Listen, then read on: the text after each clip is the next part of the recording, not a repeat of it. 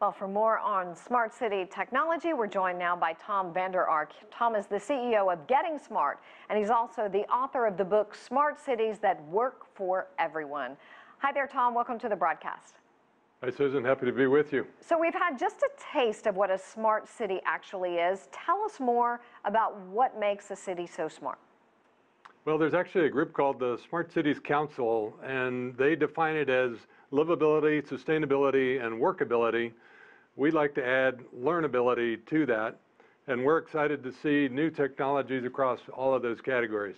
Tell us about the technologies. Well, we just heard a little bit about transportation. The transportation technologies will do more to reshape the way cities work than anything else. Today we've seen an explosion in rideshare technology across the world. We're now seeing a wave of last mile technology with scooters and bicycles. Right behind that is autonomous vehicles. And then probably 10 years out is autonomous transportation for students. And taken all together, those are really going to reshape the life and the shape of our cities. So Tom, this has really taken off over the last few years. What's behind it? What's driving it? It's really two things. It's supply and demand. On the demand side, more than half the world's population has moved into cities. And that has created lots of problems with traffic and with pollution. On the supply side, what's happened in just the last couple of years is the development of powerful chips and inexpensive computing and ubiquitous devices and sensors. So big data and lots of computing power, that's led to the rise really over the last 2 years of artificial intelligence. And it's now in almost every application, software application that we buy. It's the beginning of a new era where code that learns really is going to reshape life and livelihood on the planet. So you mentioned, what was it, half the world's population lives in cities, is that correct? More than half, and probably 60 to 65% by the middle of the decade. So that means we're going to live with much more density, which on one hand has great opportunity to create beautiful shared spaces and lots of options and easy and cheap transportation. On the other hand, it means we have to solve these problems quick. So I was just thinking, Tom, let's say, I saw one fact that said 2.5 billion people in the world will have a smartphone by the year 2019, okay? 7.5 billion, let's say approximately, people in the world. Less than a third, though, have a smartphone.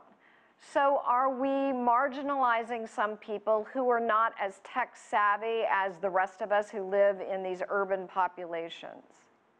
So you're really talking about different access to technology. That's one portion of a larger picture of inequity that I'm worried about. Artificial intelligence is going to attack the middle of the job market by automating traditional functions. And that's going to even eat into accounting and legal, into medicine, and it's going to create more income inequality.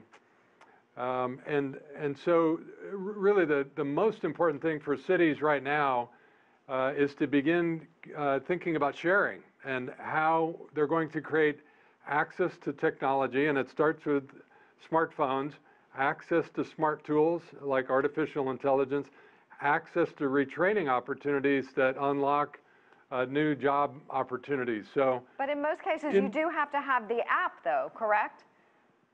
You absolutely do. So it's going to be critical that everyone has access to inexpensive connected devices. That's how we're going to do our banking, as well as have access to transportation.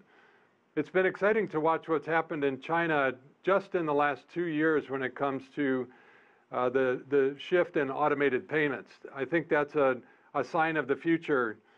3 years ago, if you're going to rent an apartment in Shanghai, you'd have to take a box of cash to pay the deposit, and now you can use one of the easy automated payment systems. And that means that it's critical that everybody have access to free Wi-Fi and inexpensive devices.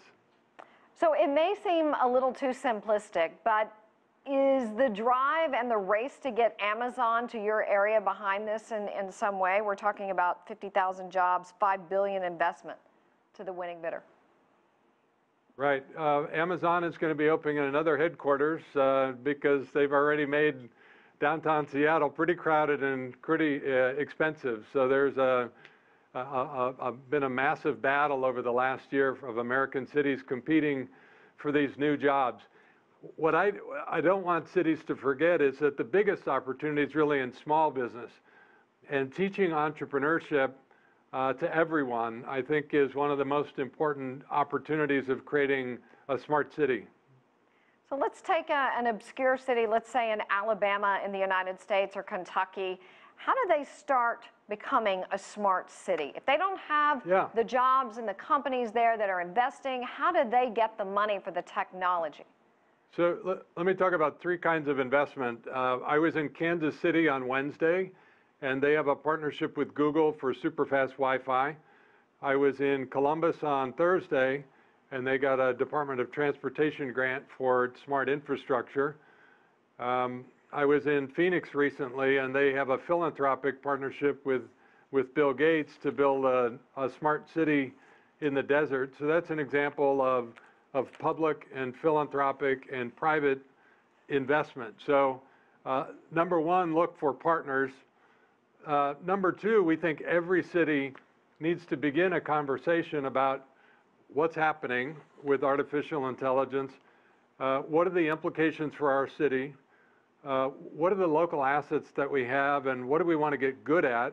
And then how do we prepare? How do we coordinate our response, build partnerships, and then skill up to take advantage of those new opportunities? All right. Well, Tom, we could talk to you all day about this. We certainly appreciate your time. Tom Vander Ark, CEO of Getting Smart and author of the book Smart Cities That Work for Everyone. Thanks.